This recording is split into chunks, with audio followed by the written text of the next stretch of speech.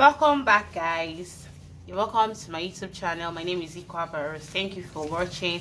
Please don't forget to subscribe to my channel. Don't forget to also give me a thumbs up. And in today's tutorial, I'm going to be teaching you how to make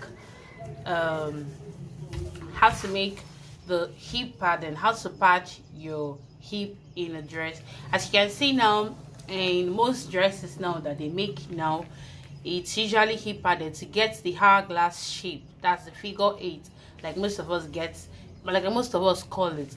So in this video, I'll be teaching you how to make it in just a few minutes, and you've made yours. And for this tutorial, you'll be needing your foam. I got this. You can get this in the carpenter's shop, not in the tailor's shop, where they sell tailoring materials. You can get it at carpenter's shop. This one is 1/2 inch. I'm using 1/2 inch for this tutorial. You can get yours when you get to your carpenter's shop. You see the 1 inch, you see the 2 inches. Depends on how big you want the hip padding to look like. Another thing you also be needing for this is the gum stay. I'm using the lightest one. I'm using the lightest gum stay for this tutorial. You use this to cover the foam when you're done. Then of course your pattern paper and your rulers, your curls. You'll be needing this, your scissors, your tape, and the rest of them. So first thing to do on this tutorial, you have to draft your normal skirt pattern. And I've already gone ahead to draft my skirt pattern, which is my waist to my knee measurement. And this is my front pattern. As you can see, this is my back pattern. So I'll first do the front pattern first. So on this tutorial, I've already marked out, this is my hip line.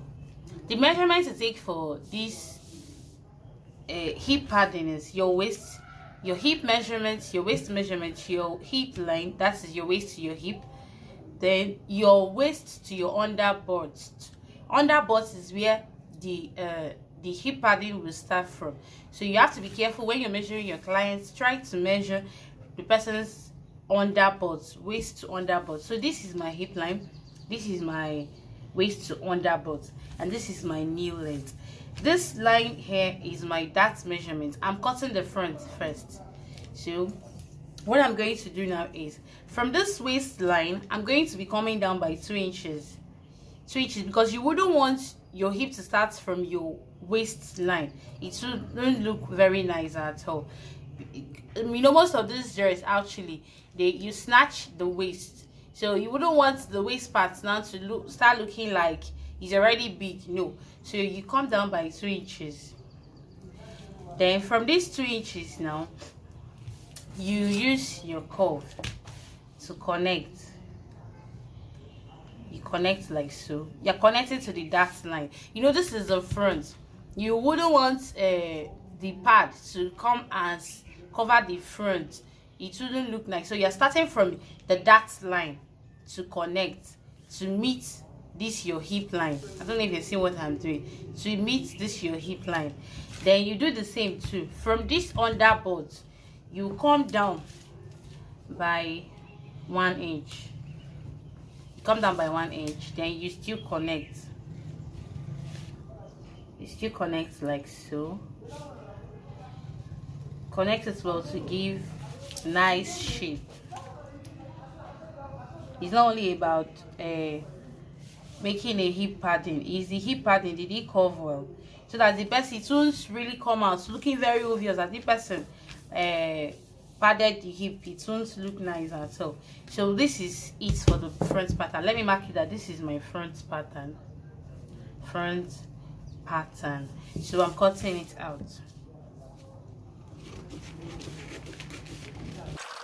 Another mistake that we tend to make most times is being able to differentiate between the up of this pattern and the down. So to be on the safe side, it is usually better that you mark your up and mark down, so that it's not when you finish cutting out now how to place it will not be a problem. So this is my front pattern. I'm done with this front pattern. Over to the back. I've done the same thing for my back pattern. This is my waist line, this is my hip line, and this is my underbutt. So we do the same thing we did to the front. we come down from the underbutt, we come down by 1 inch. Then from the waistline we come down by 2 inches, because we wouldn't want the hip padding starting from the waist. So for this back pattern now, I didn't put my zip allowance. When you're cutting, you can decide to put your own zip allowance. So for this back pattern now, we will come to this center, back center, which is the zip side, and come in by 1 inch, because you would want to have some little space because of your zip, and you won't want the hip padding to interfere in your zip. So we're coming in by 1 inch. I don't know if you're seeing it. This is my 1 inch. Okay, so you still use your pattern to connect from this underbutt. You connect it like so.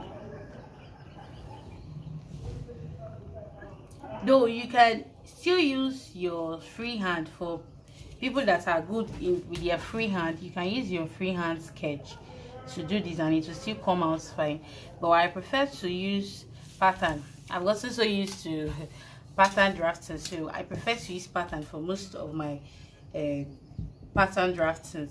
For most of the things I cut. So this is how the back pattern already looks like. So I will mark my up. This is my up, and this is my down, so that